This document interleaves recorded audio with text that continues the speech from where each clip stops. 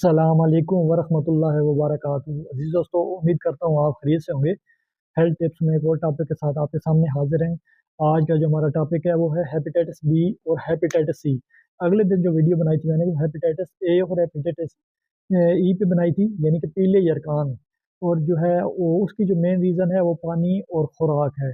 आज हम बात करेंगे हेपेटाइटिस बी और हेपेटाइटिस सी पे। इसको आम ज़बान में काला यरकान भी कहा जाता है। सबसे पहले मैं आपसे एक सवाल पूछूंगा, इसका जवाब मैं आपको वीडियो के आखिर में दूंगा। तो आपने मेरी वीडियो पूरी देखनी है और आखिर में मुझे ज़रूर इसका जवाब बताना है। आपने बताना है कि हेपेटाइटिस ए या हेपेटाइटिस ई जैसे पीला यरकान कहते हैं, या हेपेटाइटिस बी या हेपेटाइटिस सी जैसे काला यरकान कहते हैं। इनमें से ज़्यादा खतरनाक दोनों में से कौन सा यरकान है, और दूसरा ये है कि इनमें कुछ अलामात दोनों की सेम है। तो आपने मुझे बतानी है कौन सी अलामतें सेम है। इसका जवाब मैं आपको वीडियो के आखिर पे दूंगा। सबसे पहले तो मैं आपको बताऊं कि बेसिकली जो यरकान होता है, काला यरकान है या पीला यरकान है, ये वायरल इन्फेक्शन होता है। और ये जो है इसके लिए आपके जिगर को इन्फेक्शन या इन्फेक्शन जिगर की इन्फेक्शन को कहते हैं, या जिगर की इन्फ्लामेशन को कहते हैं। लेकिन जो है मैं आपको बताऊं, जो है आज हम जो मेन टॉपिक है वो उस पर बात करेंगे हेपेटाइटिस बी और हेपेटाइटिस सी पे। तो सबसे पहले मैं इसकी आपको अलामात के बारे में बताऊंगा। इसकी अलामात में आपको पेशेंट को जो है भूख बहुत कम लगती है या भूख बिल्कुल लगती नहीं है। पेशेंट का यूरिन बिल्कुल पेल होता है, या और अक्सर देखा गया कि यूरिन का कलर पेल से ब्लैक हो जाता है। इसके साथ मरीज को मतली और कै आती है। इसके साथ जो है मरीज के पेट में अक्सर दर्द रहता है, और मरीज की टांगों में बहुत ज़्यादा दर्द रहता है, और मरीज को अक्सर थकावट की शिकायत रहती है। अगर ये अलामात आप में पाई जा रही हैं और उसके साथ आपके जो है ना आंखें और जिस्म के बाकी हिस्से पेल होने शुरू हो जाते हैं, यानी सुरख हो जाते हैं, और अगर इन्फेक्शन ज़्यादा हो जाए तो ये आपके जो है ना इसके बाद डार्क होने शुरू हो जाते हैं। इसके साथ अगर ये अलामात आप में पाई जा रही हैं तो आप फ़ौरन अपने किसी नज़दीकी मालिज के पास अपनी तशखीस के लिए रजू करें। इसकी जो है तशखीस के लिए मुख्तलिफ़ किस्म के टेस्ट किए जाते हैं। लिवर फंक्शन टेस्ट किया जाता है, उसके अलावा हेपेटाइटिस बी टेस्ट किया जाता है, हेपेटाइटिस सी, और इसके अलावा अल्ट्रासाउंड, आपका पेट का अल्ट्रासाउंड किया जाता है, आपका यूरिन आरी किया जाता है। और साथ अगर आपके हेपेटाइटिस बी और हेपेटाइटिस सी पॉजिटिव है तो उसके बाद पीसीआर टेस्ट किया जाता है, जिससे चेक किया जाता है कि आपकी जिगर की जो इन्फेक्शन है वो किस हद तक पहुंच चुकी है। अगर पीसीआर आपका नेगेटिव है तो फिर आपका मुआलिज आपको बताएगा कि मेडिसिन की ज़रूरत है या नहीं है। ज़्यादा चांस होता है कि अगर आपकी पीसीआर नेगेटिव है तो फिर मेडिसिन के बगैर आपका जो है निज़ाम चल जाता है।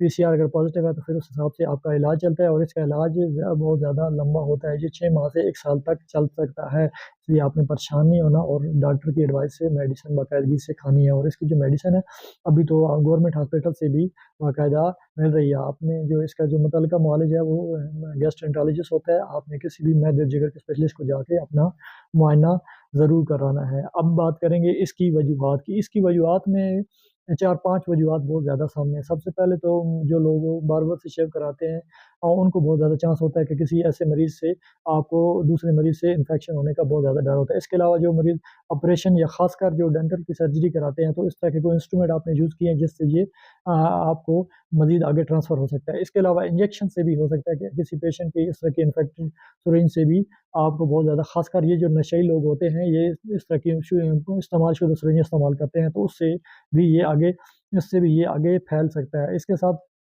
जो है अनप्रोटेक्टेड सेक्स से भी ये फैल सकता है। और इसके अलावा जो मेन रीज़न है ब्लड ट्रांसफ्यूजन से भी बहुत ज़्यादा चांस होता है कि ये किसी ऐसे पेशेंट से आपको ब्लड ट्रांसफ्यूज़ हुआ है तो उससे भी आगे फैलने के इसके चांसेस बहुत ज़्यादा हो सकते हैं। तो बात करेंगे इसकी एहतियाती तदबीर की। इसकी एहतियाती तदबीर भी यही हैं जो इसकी वजूहात हैं, यानी जो चीज़ें मैंने आपको बताई हैं अभी, यानी कि ब्लड ट्रांसफ्यूजन, इंजेक्शन, बार-बार ये हमाम ऑपरेशन या अनप्रोटेक्टेड सेक्स, ये चीज़ों आपने इनसे अपने आप को इज्तनाब करना है और परहेज़ करनी है।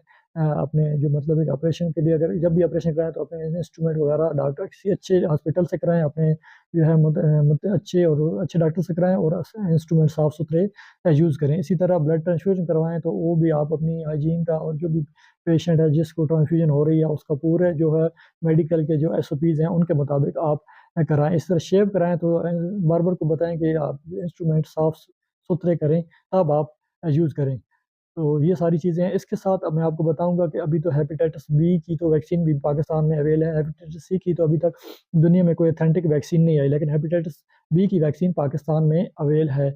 इसकी जो है हेपेटाइटिस बी की वैक्सीन का मैं आपको तरीकाकार भी बताऊंगा। इसकी 3 डोज होती हैं। पहली डोज आप अभी मिसाल तो आई लगी है, फिर दूसरी डोज आपको 1 महीने के बाद लगेगी, और जो तीसरी डोज होती है वो आपको 5 महीने बाद, यानी कि टोटल 6 महीने के अरसे के बाद लगती है। तो आप ये 3 डोज लगवा लें तो इसके बाद आपके हेपेटाइटिस बी होने के चांसेस 99% जो है ना कम हो जाते हैं। इसलिए आप लाजमी अपनी वैक्सीनेशन कराएं। और साथ अभी तो अल्हम्दुलिल्लाह जो हमारा ईपीआई प्रोग्राम है, तो इसमें गवर्नमेंट ने छोटे बच्चों को जो वैक्सीनेशन हो रही है उसमें हेपेटाइटिस बी की वैक्सीन ऑलरेडी मौजूद है। छोटे बच्चों को 6 मंथ्स पे, सॉरी 6 वीक्स पे, 10 वीक्स पे और 14 वीक्स पे हेपेटाइटिस बी की 3 डोजें लग रही हैं, तो वो आपने लाजमी लगवानी है अपने छोटे बच्चों को।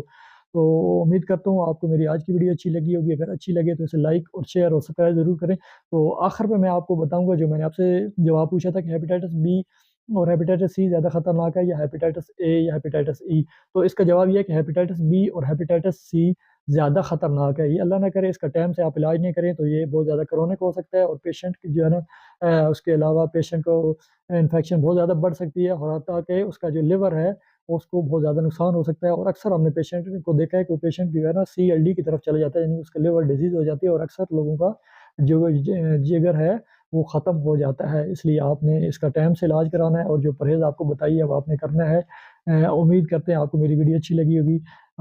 अल्लाह हाफ़िज़।